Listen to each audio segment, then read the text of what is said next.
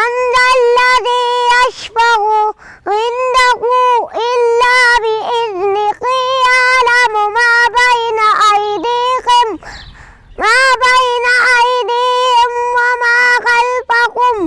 وما خلفهم ولا يحيطون بشيء من علمه إلا بما شاء وسع كرسيه السماوات والأرض ولا يئوده حفظهما وهو العلي العظيم.